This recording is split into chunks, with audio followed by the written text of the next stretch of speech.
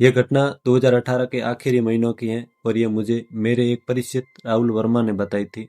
राहुल उस समय जयपुर की एक कंस्ट्रक्शन कंपनी में सीनियर साइट इंजीनियर के तौर पर काम करता था और उसका काम अक्सर अलवर, सरिस्का और आसपास के इलाकों में चल रही साइट्स की निगरानी करना होता था। उस दिन उसके साथ उसका जूनियर अमित वर्मा भी था, जो कंपनी में नया नया ज्वाइन हुआ था और फील्ड वर्क सीख रहा था। दोनों सुबह जयपुर से निकलते हैं और दिन भर अलग अलग साइट देखने के बाद शाम तक काफी थक चुके थे। आमतौर पर राहुल ऐसे मामलों में उसी दिन वापस लौट आता था, लेकिन उस दिन आखिरी साइट पर काम उम्मीद से ज्यादा देर तक खिंच गया और जब वे अलवर से निकले थे तो सूरज ढल चुका था।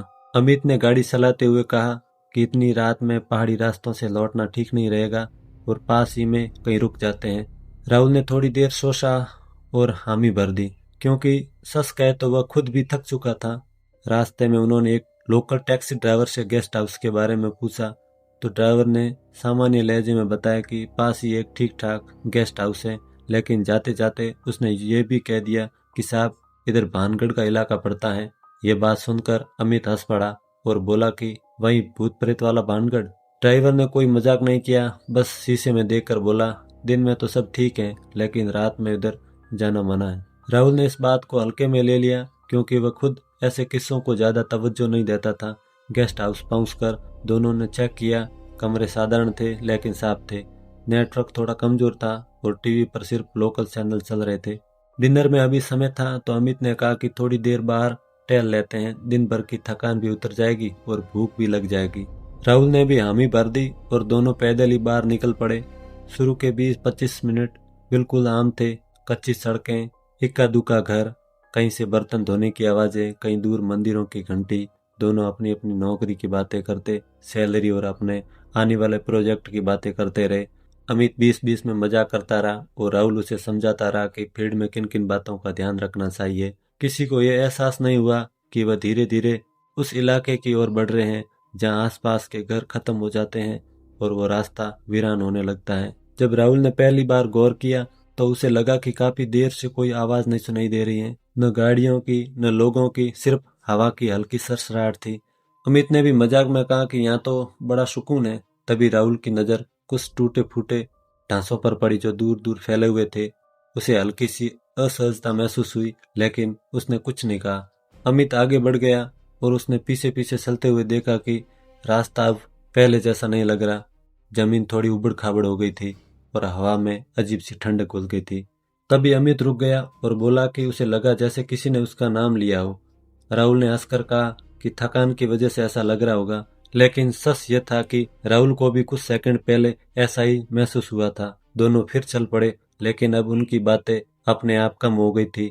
कुछ दूर जाने पर अचानक एक हल्की सी आवाज आई, जैसे किसी ने पायल पहनी हो और बहुत दूर कोई चल रहा हो। यह आवाज इतनी हल्की थी कि उसे नजरअंदाज भी किया जा सकता था। अमित ने फिर भी मजाक किया कि लगता है भानगढ़ वाली आत्मा स्वागत कर रही है। राहुल ने उसे चुप रहने को कहा और पहली बार उसके मन में यह ख्याल आया कि शायद वापस लौटना चाहिए। उसने मुड़कर देखा तो उसे गेस्ट हाउस की लाइटें दिखाई नहीं दी, जैसे रास्ता थोड़ी देर में ही बहुत पीछे छूट गया हो। राहुल ने अमित से कहा कि अब वापस लौट जाते हैं, लेकिन जैसे ही वो पीछे की ओर बढ़े, रास्ता वैसा नहीं लग रहा था जैसे आते समय था।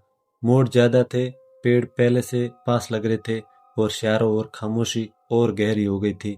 तभी राहुल को बहुत साफ महसूस हुआ कि कोई उनके पीछे खड़ा है, इतना पास कि अगर वह हाथ बढ़ाए तो छू ले। उसके रोंगटे खड़े हो गए, लेकिन उसने पीछे मुड़ने की हिम्मत नहीं की। अमित ने धीमी आवाज में पूछा कि क्या उसे भी ऐसा लग रहा है कि कोई है। राहुल ने जवाब नहीं दिया, क्योंकि उसी पल उसके कान के पास किसी ने बहुत धीरे से कहा, यहीं रुक जाओ। आवाज न डरावनी थी न गुस्से वाली, बिल्कुल सामान्य, जैसे कोई रोजमर्रा की बात कर रहा हो। राहुल का शरीर जैसे सुन्न पड़ गया हो। अमित ने अचानक उसका हाथ पकड़ा और सामने इशारा किया।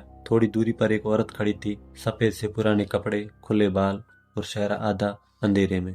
वह चल नहीं रही थी, बस खड़ी होकर उन्हें देख रही थी। न उसकी आंखें साफ दिख रही थी, न उसके चेहरे के भाव, लेकिन उसकी मौजूदगी से हवा और ज्यादा ठंडी हो गई थी। अमित ने कांपती आवाज में पूछा कि वो कौन है, लेकिन कोई आवाज नहीं आई।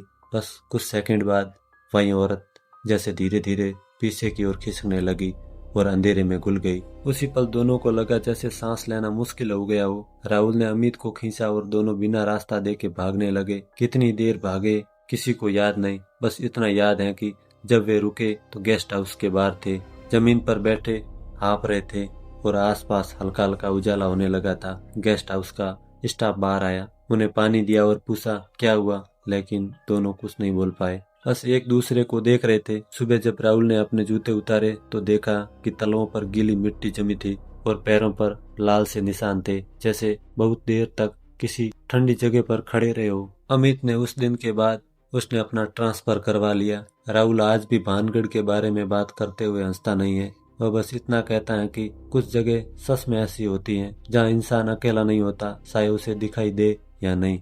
यदि आपको ये हमारी कहानी पसंद आई हो तो चैनल को सब्सक्राइब करना मत भूलना, क्योंकि कहानियाँ यहाँ खत्म नहीं होती, यहाँ से शुरू होती हैं।